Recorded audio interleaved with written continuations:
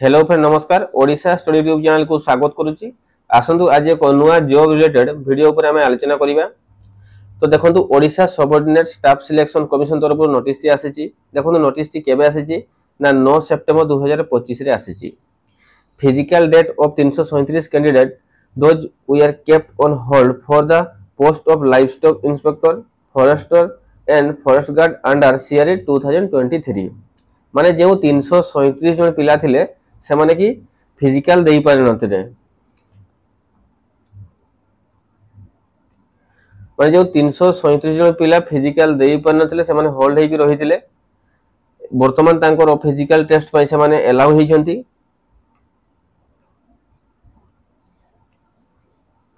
तो देखंतु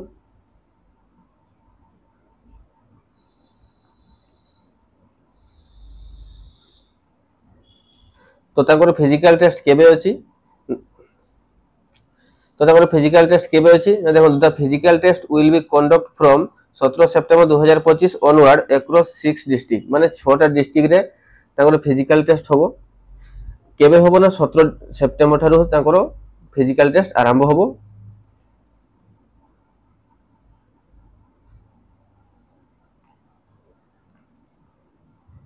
तापर देखो कोन को ना the candidates are advised to download the admission letter by logging in web portal of commission मैं